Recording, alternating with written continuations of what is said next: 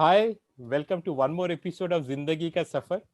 और when we talk about जिंदगी का सफर, तो देर आर कुछ कुछ जगह हम जाना पसंद करते हैं. लेट्स आइसक्रीम पार्लर हो गया. कुछ जगह हमको जाना पड़ता है कभी कभी, but we try to avoid. For example, मुझे हर वक्त ऐसा लगता है कि पुलिस स्टेशन नहीं जानी है. मुझे ये लगता है कि डॉक्टर के डिस्पेंसरी नहीं जानी है. मुझे ये भी लगता है कि कभी कोर्ट में नहीं जाना है. तो अभी तक मैं कोर्ट में कभी गया नहीं हूँ. The maximum I have gone very close is I have gone in front of the high court. और वो भी इसलिए हुआ कि मेरा एक दोस्त है जो आज ज्वाइन कर रहा है. Advocate Nayush is joining with us. So जब हम लोग कहीं तो भी जाने वाले थे, मिलने वाले थे, उसको बोला कि कहाँ मिलते हैं कॉमन प्लेस. उसने बोला हाई कोर्ट के सामने आ जाना. So this is where we are standing. Three of us are standing in front of High Court, and I think it was a Sunday. That's why all of us are wearing very casual clothing, which is there because it was the relaxing thing. So we are going to be talking about this and so much other things in the जिंदगी का सफर. So welcome भाई. थोड़ा बताइए आपके जिंदगी के सफर के बारे में. कहाँ पे पढ़ाई हुई, फिर we were there together in science. तो फिर साइंस कॉलेज में गए और उसके बाद ये कैसा चेंज हो गया. Okay. So, सबसे पहले hello तुहिन भाई. हाँ जी. I am really honored to be on your show, and my greetings to all of your viewers first. And I really admire this thing because see, this thing that you have started is really good.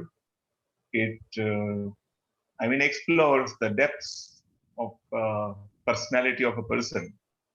हर एक के अंदर एक थोड़ी चाहत रहती है ना, कभी कभी हम मुझे भी कोई सुने, कोई समझे, हाँ तो जी. वो आप फुलफिल कर रहे हैं आपके शो से. चलो इट्स बढ़िया रियली अ है. Good thing. तो जिंदगी के सफर के बारे में अगर बात करनी है तो मेरे जिंदगी का सफर एक इंटरेस्टिंग दिन से शुरू हुआ था. Hmm. That interesting day was when the first human being had landed on moon. Wow. You know. in 1969 the Yeah, it was July. 21st July 1969. Neil Armstrong, Edwin hmm. Aldrin, and the hmm. third one. So Neil hmm. Armstrong had landed. तो मेरे लिए ये बात बड़ी significant थी because हम्म. मेरे जिंदगी का सफर ऐसे दिन से शुरू हुआ. Hmm. It was a significant day hmm. For humankind. Hmm. तो मैंने ऑलवेज अपने लाइफ को उससे एसोसिएट किया है. Hmm. Something good, something positive. Hmm. तो ऐसे सफर शुरू हुआ. Hmm. And then it is now 50, almost 52 years journey. Okay. पहले 3 साल तो मतलब थर्ड स्टैंडर्ड तक, नॉट 3 साल, थर्ड स्टैंडर्ड तक I really had a very happy childhood. Hmm. School days, happy memories, and बहुत बचपन के दिन थे वो. ये कौन से स्कूल में जाते थे आप. मैं जाता था बरडी में सिद्ध प्राथमिक शाला करके एक स्कूल, अच्छा. वहां जाता था. तो हम्म. थर्ड स्टैंडर्ड तक मैं गया. And then hmm. We shifted our residence from my fourth standard. Hmm. तो फोर्थ स्टैंडर्ड अप टू से ट्वेल्थ स्टैंडर्ड हम्म. मेरे को थोड़ा सा चैलेंजेस रहे लाइफ में. मतलब not on other count but on emotional count. Hmm. It's not that it was not all bad, but then there were my struggles, of hmm. growing up and getting along with the world and hmm. the ways the world works and all hmm. that. हम्म. तो वो एक काफी challenging emotional level पर वो रहा मेरे लिए वो period. Hmm. And then that continued, up to 12th standard. Hmm. Even after I entered law college, it was there for some time. Hmm. But then after I entered law college, hmm. so that those 5 years of my law college years, hmm. I would say was a golden period of my life. Hmm. Things started changing there from. Hmm. Then I found myself growing better, hmm. learning better. Hmm. I learned so many things then, hmm. and that is how those 5 years period I enjoyed. I really hmm. enjoyed learning the law, hmm. um, networking with friends, hmm. developing myself, hmm. learning English. Hmm. interacting with foreign friends and all that. Those were really nice years. And then after 5 years, I entered law profession. That has also been a very enjoyable journey for me. Of course, there were ups and downs also. Those are all inevitable. Those cannot be avoided. But still, overall, it has been a very good journey. तो आपने जैसे पूछा कि how was my life journey? To say in one word, I would say by the grace of God, it was good. I mean, thanks. The one word that can be said is gratitude. Yes. जो भी चलता आ रहा है अच्छा ही हो रहा है, जैसा होना चाहिए वैसे ही हो रहा है. So gratitude, gratitude, gratitude. आपने बोला कि मतलब स्कूल में और स्पेसिफिकली अप टू 12th थोड़े बहुत चैलेंजेस थे, तो आप क्या अकेले बेटे हो या फिर आपके कोई भाई बहन है? How is it? नहीं, मेरा भाई है ना, मेरा एक छोटा भाई है, एक बहन है. मैं बड़ा हूँ सबसे. मैं बड़ा हूँ, बट देन बड़ा होने की वजह से शायद वो चैलेंजेस रहे होंगे. रहता है ना, बड़े को थोड़े से चैलेंजेस होते हैं. अब छोटा बोलता है कि भाई मुझे भी चैलेंजेस थे, तो वो हर एक की एक जर्नी है. तो द इंटरेस्टिंग पार्ट इज, मैं तो हम लोग 12 में साथ में थे, बट इंटरेक्शन ज्यादा नहीं हुआ कि हम लोग अलग अलग सेक्शन में थे. लेकिन आप जो बोल रहे कि आप जब when you went to law college, that was the golden period and you really evolved and maybe blossomed there. तो exactly क्या change हो गया there? That was it the environment which was there? Was it the opportunity which you got? Did you get maybe friends who gave you the opportunity to do? Because आप क्या, because you are a very good communicator. Were you as good a communicator, let's say, in school and even let's say in junior college as you are now? No, not at all in school. In school days, as I told you, that those struggling days, I mean, I was a very underconfident boy. I was the whole, I mean, पूरी दुनिया की जो negativity होगी ना, वो मुझ में भरी थी. I was filled with inferiority complex, low self-esteem.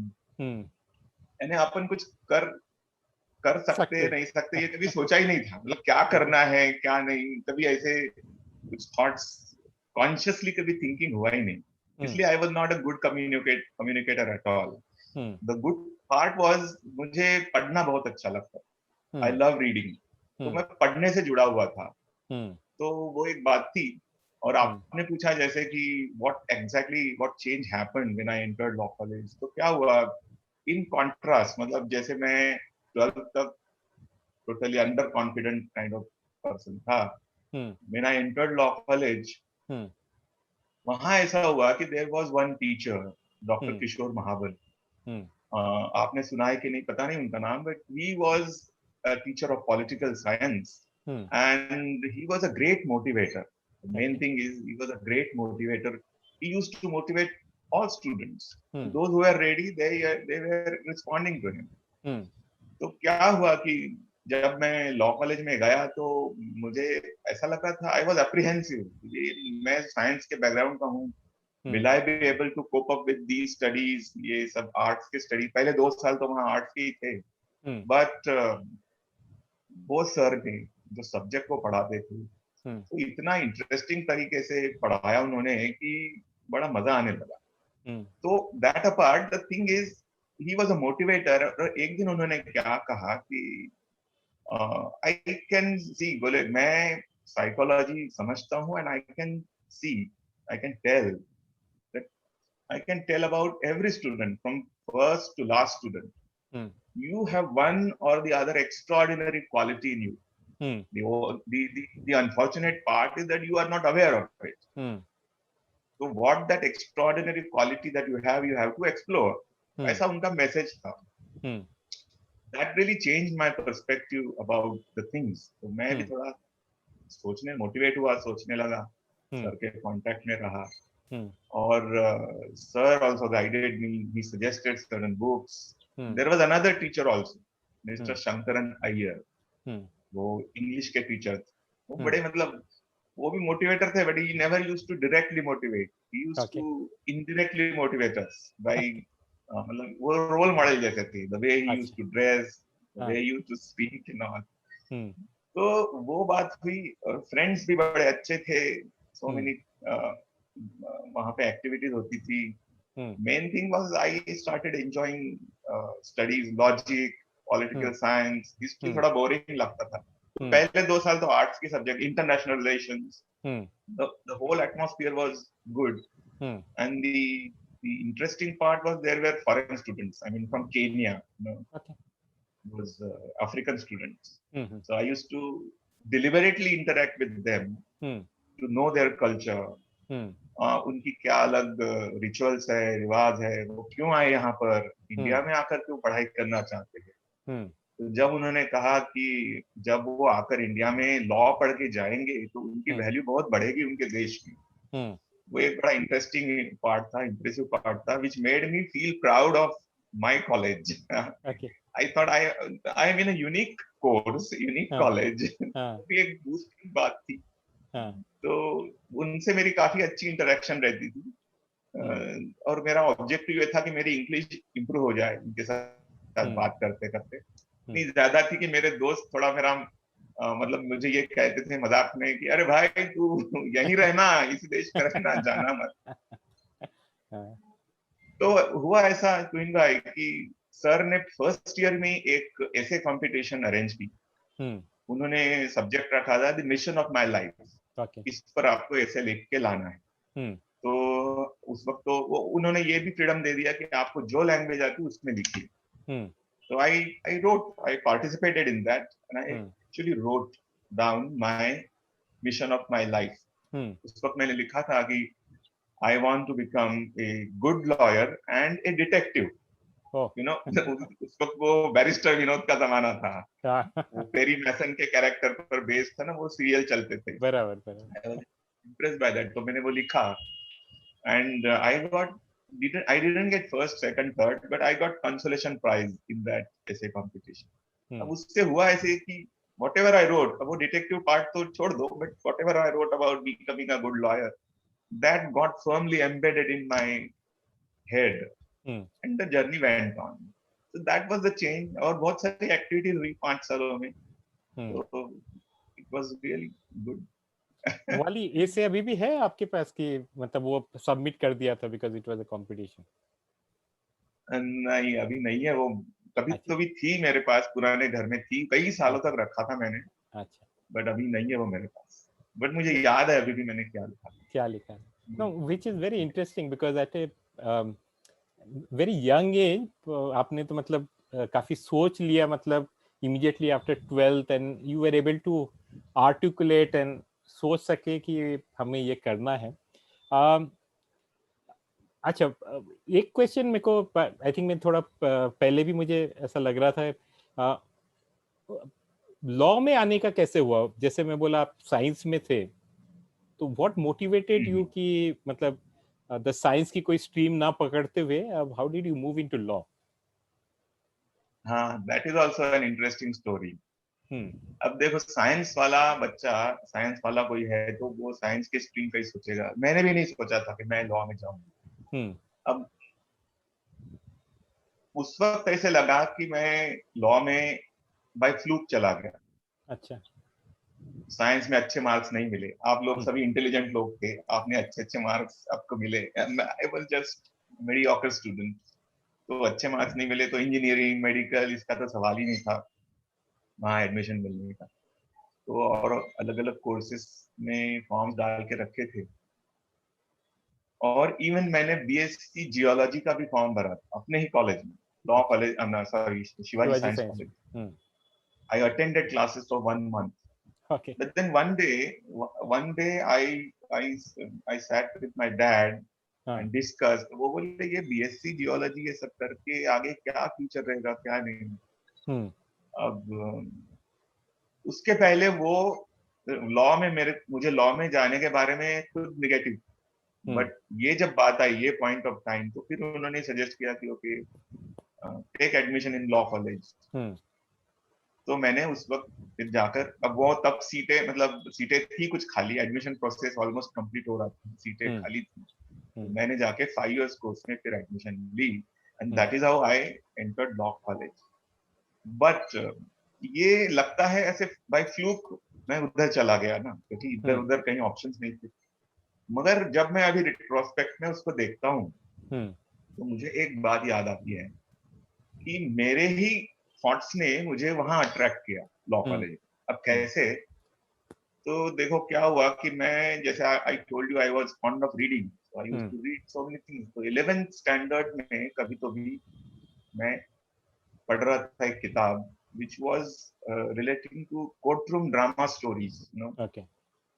तो वो मैं पढ़ रहा था, तो उसमें कोर्ट रूम के अंदर जो चलती है ट्रायल्स, उसका डिस्क्रिप्शन था वो स्टोरीज में, और उसमें लॉयर्स के आर्ग्यूमेंट्स कर रहे उन्होंने वो लिखा था.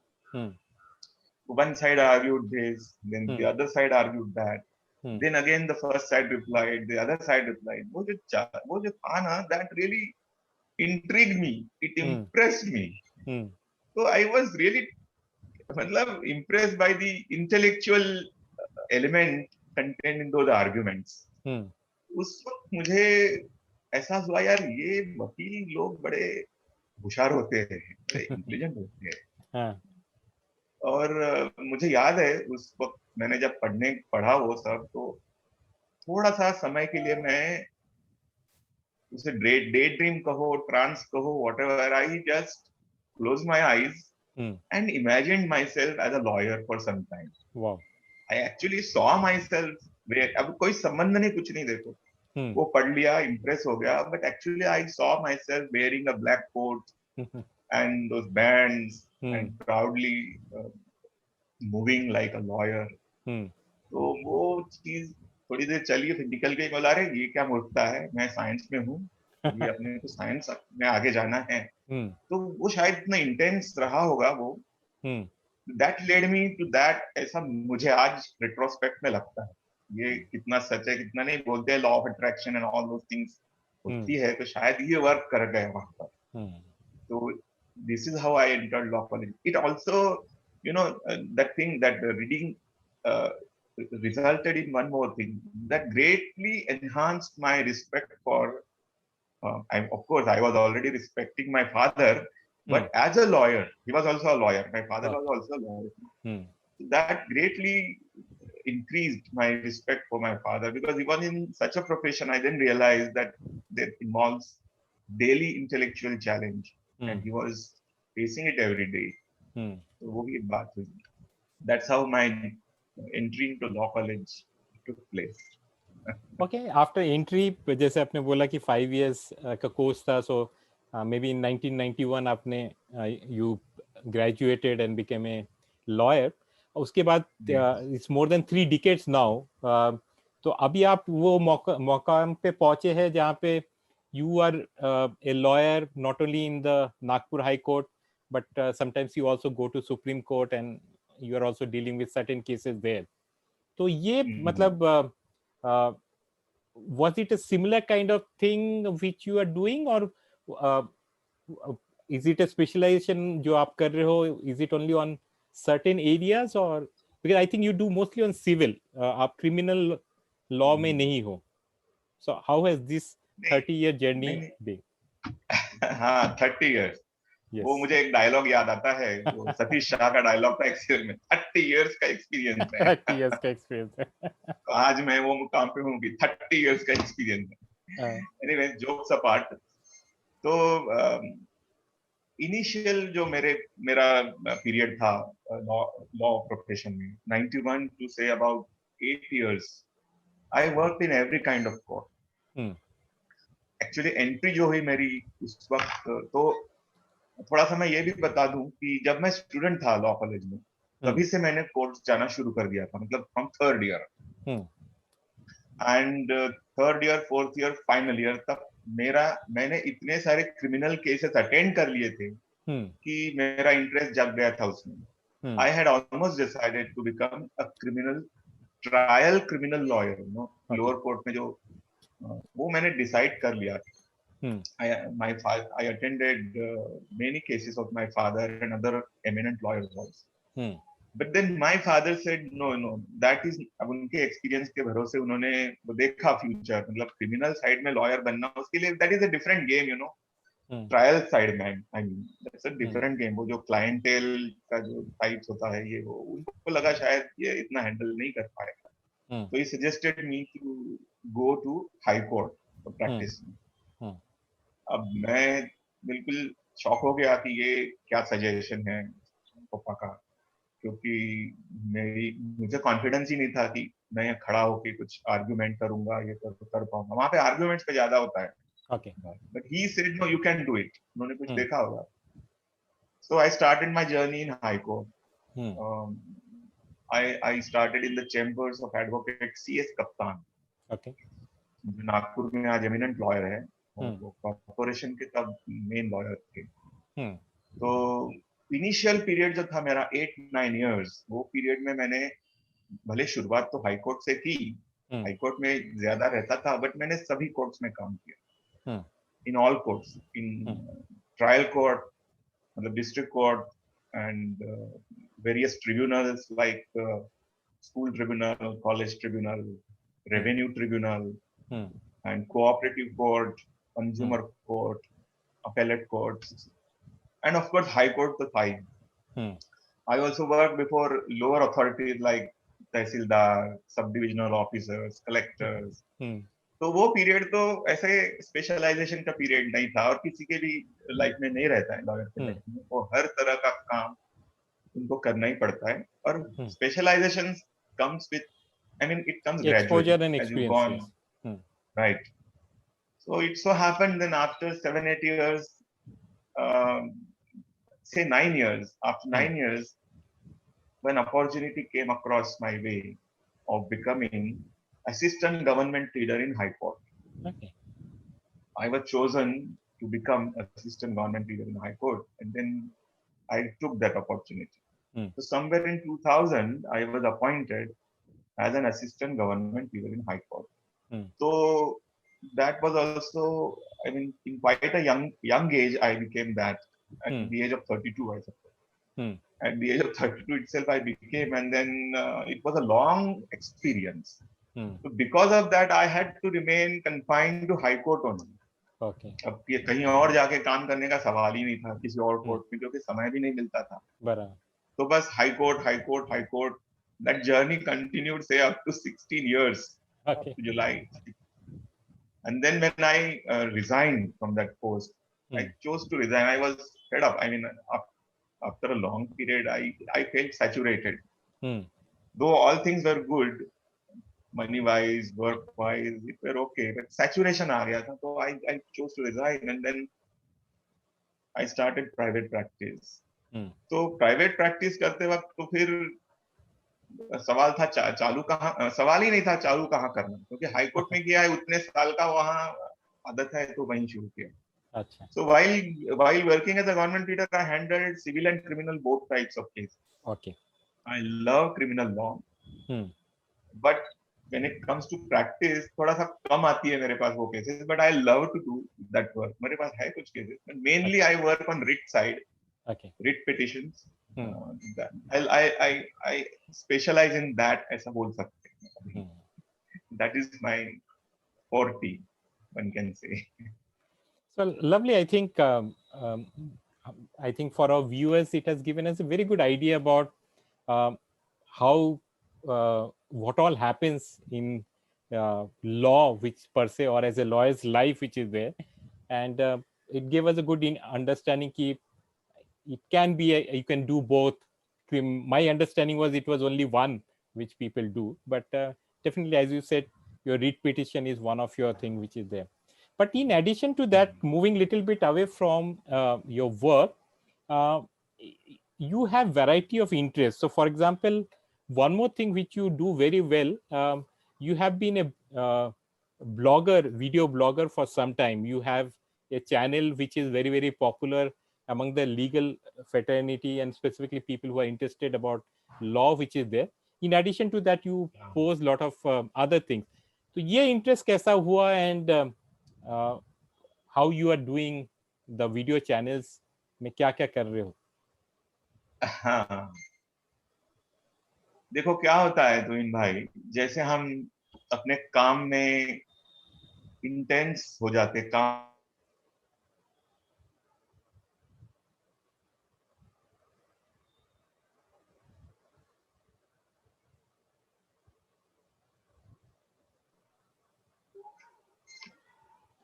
Okay, for a sorry, second we lost it, so थोड़ा I'll disconnect. again ask the question. Yeah. So Nayesh, uh, आपका YouTube का journey and what exactly are you doing there? हाँ, I was just answering that. So क्या होता है जब हम work करते हैं, काम करते हैं, अपने काम में एक्सपर्टाइज जैसे जैसे आता है, हम्म इंटेंसली काम करते हैं, एक्सपीरियंस आता है, तो हम्म कहीं तो भी मुझे लगने लगा कि अब ये शेयर भी करना चाहिए, हम्म ये पब्लिक के साथ भी शेयर करना चाहिए, क्योंकि देखिए लीगल फील्ड में there is lot of ignorance. Hmm People don't know simple things. People hmm don't know simple laws, hmm simple procedures. हम्म तो कहीं तो भी एक मन में था कि मैं फील्ड में जाकर पब्लिक सर्विस भले ही नहीं दे सकता हूँ, तो चलो ये एक माध्यम हो सकता है हम्म इसके द्वारा मैं कुछ उसको क्या कहते हैं, एक शब्द है, एक जिसमें हम कुछ सेल्फलेस सर्विस, हाँ हम्म ऐसा एक वर्ड है, सेल्फलेस सर्विस, चलो यहाँ दे सकते हैं। हम्म उसमें अपना भी शेयरिंग हो जाएगा अपने नॉलेज हम्म का, कहीं ना कहीं hmm it will be recorded permanently, people hmm will also benefit. Hmm तो ऐसा कहीं था मन में।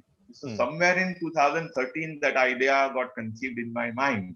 हम्म But that time देखो इंटरनेट इतना नहीं था अपने देश में, yes यूट्यूब था भले, हम्म तब अब मैं कंप्यूटर सावी भी हूँ, तो मैंने अपना एक यूट्यूब चैनल खोल के रख दिया था। हम्म But that time I came across one site जिसका नाम था digital inspiration. Hmm That was wonderful blog, but that was relating to digital things. हम्म तो उससे मुझे एक आइडिया आ गई कि मैं इंस्पायर्ड हो गया हूँ एक लीगल फील्ड में कुछ अपना चैनल बनाने के लिए, तो क्यों ना मैं अपने चैनल का नाम लीगल इंस्पिरेशन रखूं। हम्म So that is how the name was conceived. So okay I opened the channel with this name, Legal hmm Inspiration. But hmm that was in 2013. I hmm didn't do much क्योंकि internet इतना नहीं available था। बराबर जैसे जैसे समय गया वो चैनल बन के पड़ा था। हम्म Somewhere in November 19, I hmm again developed interest in it. हम्म तब मुझे समझ में आया कि अभी तो इंटरनेट ये है बहुत अच्छे से इजीली अपलोड हो अबंडेंटली जाता है अवेलेबल। तो सहज ही मैं एक दिन एक केस करके आया कोर्ट से, ऑफिस में बैठा था, एंड आई वाज थिंकिंग कि आज मैंने जो केस करी उसमें जो पॉइंट है, दैट पॉइंट में ये स्टडी कर लिया मैंने, तो हम्म ये चीजें तो पब्लिक को पता नहीं। Hmm that was regarding quashing of FIR. तो ओके मैं सोच रहा था, तो I just started my mobile phone और रिकॉर्ड कर डाला एक वीडियो कि एफआईआर क्वैशिंग की क्या टेस्ट हो सकता है, एंड इमीडिएटली अपलोडेड इट। हाँ आज भी वो वीडियो है तो देखना, वो ऊपर पंखा घूमने की टक टक टक आवाज आती है उसमें। वो बहुत अच्छे से नहीं बनाया हुआ था वो वीडियो, बट वो वीडियो बहुत पॉपुलर हो गई, hmm and that then generated more interest in. तो मैं फिर थोड़ा सीरियसली उस पर काम किया। हम्म तो फिजिकल कोर्ट्स चलते वक्त वो काम करना भी एकदम बहुत आसान नहीं होता, हम्म बट पिछला लॉकडाउन, ये लॉकडाउन, इसमें काफी ज्यादा मैंने उस पर काम किया। हाँ अच्छा अच्छा ग्रो हुआ, वो अच्छे रिस्पॉन्स है उसमें, अच्छे हम्म कमेंट्स आते हैं, लोग they are finding it useful, they are asking questions, I am hmm answering them, I am enjoying all that. So that is how YouTube journey started, and it's going on. Now it's the channel has reached, I mean, 3,200 subscribers. lovely wonderful so एक चीज वही मैंने देखा है आपके interaction में कि because आप कई सारी चीजें कर लेते हो, मतलब you are doing your legal profession and specifically there might be a lot of reading up and drafting and पता नहीं बहुत सारा वक्त एंड टाइम जाता है, उसके बाद आप YouTube करते हो, but in addition to that you also pay a lot of attention to your fitness because कई बार हम at this age जो जो आप कर लेते हो, मतलब स्विमिंग भी कर लेते हो, रनिंग भी कर लेते हो, ट्रैकिंग में भी चले जाते हो, वेट लिफ्टिंग भी कर देते हो, and sometimes you share with people some of the things which you are doing on exercise. So ये regime, was it all throughout, or did it start recently, that the fitness का जो आप you look at it in a very holistic fashion? ये अभी तो नहीं शुरू हुआ है, ये मैं इसमें पहले से ही हूँ, बहुत पहले से, क्योंकि अपने हेल्थ का इम्पोर्टेंस तो रियलाइज हुआ ही था, प्रश्न ही नहीं, क्योंकि देखिए देयर इज अ सेइंग ना, मेन सना इन कार्पोरी सनो, healthy mind in a healthy body. तो ये बात तो बिल्कुल स्पष्ट है कि जब तक हमारा शरीर तंदुरुस्त नहीं होगा तब तक हम कुछ दूसरा अच्छे से कर नहीं पाएंगे। तो ये मेरी जर्नी पहले से ही रही है, मतलब say about 20 years, at least 20 years से, लॉ कॉलेज से मैंने जिम ज्वाइन किया था, उसके बाद से फिर वकील बना। उस वक्त तक मैंने अच्छी बॉडी डेवलप कर ली थी। I had generated great interest in gymming. Okay, but again fatherly advice came, बेटा हमें अच्छा वकील बनना है, पहलवान नहीं। तो ये बात भी काम कर गई, तो छोड़ दिया वो जिम। मगर कहीं ना कहीं अंदर से रिग्रेट होता था, यार अपन कुछ कर नहीं रहे बॉडी के लिए। तो चलो दूसरे फॉर्म में मैं बैडमिंटन खेलने लग गया। तो बैडमिंटन भी कुछ समय बाद छूट गया, तो फिर मैंने बोला यार, तो मेरे कहने का मतलब है कि इन वन और द अदर फॉर्म मेरा ये फिटनेस रेजिम शुरू ही रहा। उसमें थोड़े से वेरिएशंस बहुत होते रहे काफी समय तक। मगर मेनली रहा मैं वॉकर और जिमर। ओके। तो अभी क्या हो गया कि लॉकडाउन आ गया पिछला, तब मैं जिम में जाता था, तो लॉकडाउन की वजह से जिम बंद हो गई। yes. तो मैंने वो 20 साल पहले पुराने खरीदे हुए अपने वेट्स वगैरह निकाले, डंबल निकाले, और वो अच्छे से रख के घर में एक मिनी जिम बना ली। Now I am totally into weight training, and see, I believe for achieving fitness, one has to work on 3 levels. You know, there are 3 S's of fitness. One is strength, then suppleness and stamina. तो ये तीनों अंगों पर काम होते रहना चाहिए। तो जिमिंग के अलावा मैं वो एक्सरसाइक्लिंग है वो भी करता हूँ, तो स्टेमिना आ जाए, और स्ट्रेचिंग भी करता हूँ। So that is how I am now into that. And I think I will remain with this, like, I mean, this fitness regime. I will maintain this fitness regime. There has to be consistency now. Correct. इसमें ये भी करते हो शायद आप, you also do your योग निद्रा and you also get into meditation and all, ये भी करते हो शायद आप? हाँ, वो भी करता हूँ भाई, वो भी जरूरी है। वो ऐसा, उसकी भी एक कहानी है, वो भी मैं शेयर करूंगा आपसे, करता हूँ। तो क्या हुआ था कि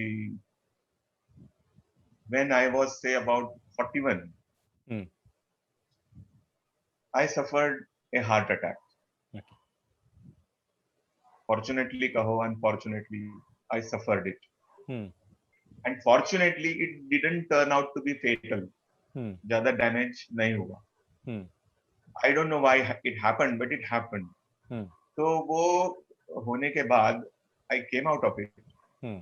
And मैंने उसके बाद काफी उस पर पढ़ा कि ये सब चीजें क्या है, ये क्यों होती है। जैसे रीडिंग की तो आदत है ही।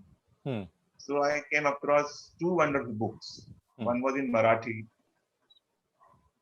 वो लिखा है डॉक्टर अभय बंग ने, जो हमारे विदर्भ में गढ़चिरौली जो एरिया है, वहां पर ट्राइबल लोगों के लिए बहुत अच्छा काम कर रहे हैं हेल्थ सेक्टर में। अब वो खुद एक हार्ट अटैक के विक्टिम रहे। अच्छा। तो उन्होंने अपनी जो हार्ट अटैक की जर्नी है, उसके बाद उन्होंने कैसे उसको ओवरकम किया, वो एक किताब में शब्दबद्ध की थी। उसका नाम था माझा साक्षात्कारी हृदय रोग, माय एनलाइटनिंग हार्ट डिसीज, ऐसे उसका मीनिंग है। I read that book, it gave me lot of perspective कि ये बेसिकली क्यों होता है, और ये क्यों, मतलब कैसे अवॉइड करना इसे। So that contain that holistic lifestyle approach. अब डॉक्टर साहब ने खुद के लाइफ में वो सब चीजें इंप्लीमेंट की थी, और उन्होंने अच्छे रिजल्ट पाए थे, तो मैं उसके अंदर और घुसा। डॉक्टर साहब ने, अभय बंग साहब ने जिस डॉक्टर के रिसर्च के बेसिस पे वो किताब लिखी थी, वो भी किताब मैंने लाया, doctor Dean Ornish's program for reversing heart disease, वो पढ़ा। अब ये इतनी लंबी स्टोरी मैं शॉर्ट करके कर देता हूँ। उसमें इसेंस क्या है कि why you are diseased, disease happens because of isolation.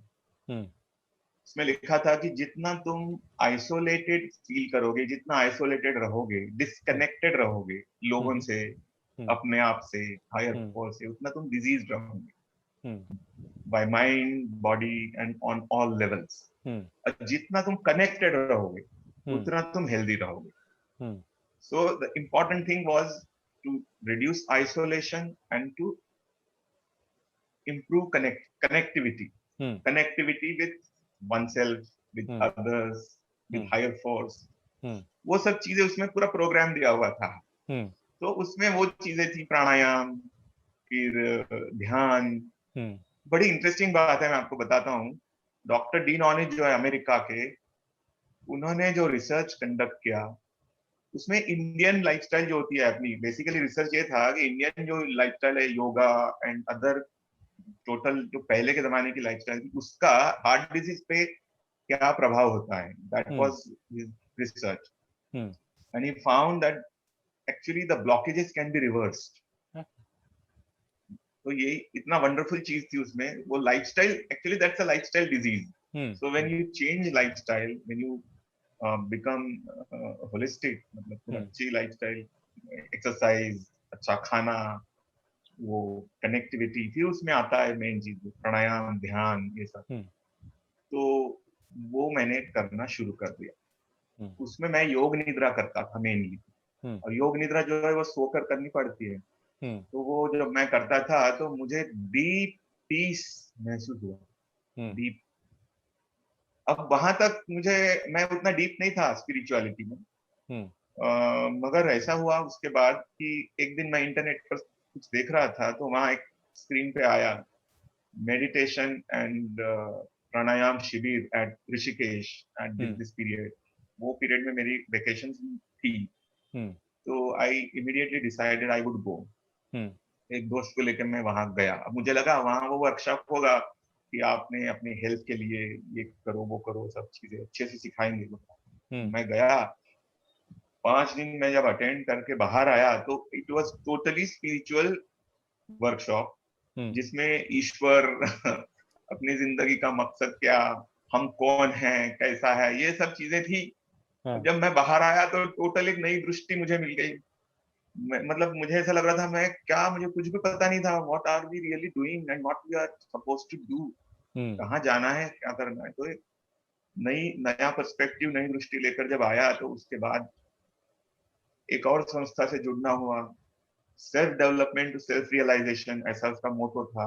उसको बोलते हैं हैप्पी थॉट्स, वो नाम से वो फेमस। उसके अंदर रहा तो 7 साल। अभी भी थोड़ा सा जुड़ा ही हूँ उनसे मैं। अभी घर बदल गया तो थोड़ा सा डिस्कनेक्टेड हूँ, बट कहीं किसी ना किसी माध्यम से हूँ जुड़ा। तो that is how I am into all this, that योग निद्रा, meditation and pranayama and all these things. These are a must in anyone's life. तो बहुत सारी बातें हैं उसमें शेयर करने की, मगर अब ये समय अपने को पूरेगा नहीं। बट एक चीज तो थोड़ा सा बात कर ही लेते कि आपने कहीं तो ये स्पिरिचुअलिटी की बात की, तो जब स्पिरिचुअलिटी की बात होती है, how do you see it to be different than the religious practices और religion practicing a particular religion? तो आपकी क्या अंडरस्टैंडिंग है अबाउट स्पिरिचुअलिटी? मेरा ऐसा समझ है, मेरी अंडरस्टैंडिंग ये है स्पिरिचुअलिटी की, spirituality is divide of religion. I mean it is different from religion. Spirituality एक ऐसी बात है कि आप किसी भी रिलीजन को बिलोंग करो, you may be Hindu, Muslim, Christian, whatever, but if you practice certain spiritual practices, you will achieve the same results. It is like science. It has objectivity. It is kind of objective. So जैसे योगा, हमारा योगा, अष्टांग योगा जो है ना, ये wonderful science. वो जो उसमें है कि जो भी करेगा उसे सेम रिजल्ट मिलेंगे। irrespective of his caste, creed, race, religion, ये चीजें, that is spirituality. अब religion जो है वो एक way of living है, मतलब उसमें वो specific rituals करने पड़ते हैं, काफी subjectivity उसमें होती है, तो वो अलग चीज है religion. Many times people tend to confuse between religion and spirituality, but I think they are different. Someone may prefer a Hindu way of life, someone may prefer a Muslim way of life. वो करें, मगर अगर वो spiritual भी है, तो that will lead them to the same experience, same thing. वो कहते हैं ना कि रास्ते अलग है, but एक ही जगह पहुंचाते हैं. मंजिल एक ही जगह. हाँ, वही बात है. That is how they are different. Thanks a lot. आपने मतलब काफी सिंपल इसमें बता दिया, बट किसी को मोटिवेशन की ये सारी चीजें करनी है, बिकॉज एक्सरसाइज भी करनी है और फिर स्पिरिचुअलिटी के पाथ पे भी चलनी है, मेडिटेशन भी करनी है, इससे मतलब अदर देन खुद को फायदा, मतलब can I get A girlfriend boyfriend, ऐसा कुछ चांस है? Because immediately I want something, अगर किसी को बता दिया कि बिकॉज आप इतने हैंडसम हो तो काफी लड़कियां आपके ऊपर मरती होगी, and people say it is because of क्या बात है? अरे नहीं, तो भाई ऐसी कोई बात नहीं है. मुझे तो नहीं लगा कोई मरती है मेरे ऊपर. अभी तक कोई मरी नहीं वगैरह. पता नहीं, किसी ने बताया नहीं, of course except my wife. Except your wife, yes. तो वो तो लीगल इसमें है ना, मतलब और as a lawyer I think you will not do some illegal thing also which is there. Right, legal. हाँ, वो रिलेशनशिप लीगल ही है ऑफ कोर्स. और वो भी लीगल फील्ड में है, लॉ प्रोफेसर है. वो भी law. So what exactly you wanted to... Bhabhi ji, she teaches law, no? Is that correct? Yes, she teaches. Yes. और उसके वजह से I think in a way it will be a third generation. You said your father was a lawyer, both of you are from the law profession, and your eldest son also is studying law. Yes, my elder son, and my brother is also a lawyer. Oh, lovely. His wife is also a law teacher, so we are a family of lawyers actually. तो आपके छोटे बेटे का क्या, what is he planning to do? He is now in 8th standard. Okay, he wants to he said he wants to become a pilot, but then उसको चश्मा लग गया तो बोले नहीं, अभी चश्मा लग गया तो अभी मैं पायलट नहीं बन सकता. That is how it's changing. तो अभी तो ठीक है, अभी बहुत ही यंग एज है. He cannot. हाँ, तो क्योंकि हमने मतलब ये बात एड में कर ली और भाभी जी शायद क्या सुनी लेगी, तो अब भाभी जी के लिए गाना गा ही दो, because my idea was not to get you into a situation. तो अब उनके लिए कुछ गा दीजिए, सो दैट जो हमारे व्यूअर्स भी. मैं कोई सिंगर तो नहीं हूँ, बट प्लेजर के लिए मैं गाता हूँ कभी कभार. कभी अपनी पार्टीज में गा लेता हूँ, एक आध स्टार में करके गा लेता हूँ. ठीक है, आप इतना आग्रह कर रहे थे, 2-3 लाइनें गा दूंगा. अभी देखिए, ये मॉनसून सीजन आ गया है. मॉनसून सीजन में बहुत बढ़िया एक उसको लेकर एक गाना है, रोमांटिक सॉन्ग है, वो गा देता हूँ 2-3 लाइन. जरूर. रिमझिम गिरे सावन, सुलग सुलग जाए मन, भीगे आज इस मौसम में, लगी कैसी ये अगन. रिमझिम गिरे सावन, जब घुंघरुओं सी बजती है बूंदे, अरमा हमारे पल के न मूंदे.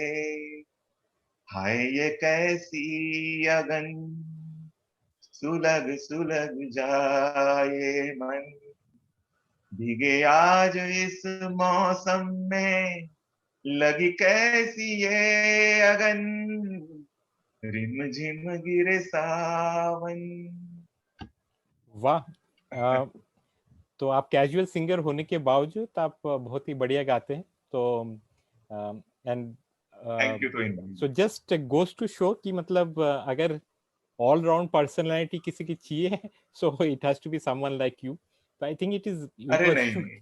it was hugely motivating for me to hear your story, which is there, and I think the same will be true for our viewers who is there, so they can figure out that given the focus, given that the continuous hard work which you do, and trying to keep all the other elements in place of not only looking at the outside world, but I think बड़ा important focus आपने किया कि we also need to look at ourselves, our health, our spiritual health, our well-being which is there, the peace of mind which is there. Thanks a lot for taking the time out and sharing all these details with us. Thank you very much, Tuinbhai. My greetings and my regards, my best regards to you, your family, wonderful family, and to your viewers also. And I pray that may your channel grow like anything, glow and grow both, like anything, may it reach great heights. So may all people benefit from it. तो ऐसा ही बढ़िया करते रहें, मिलेंगे. Thank you very much. Okay, thanks a lot. Bye.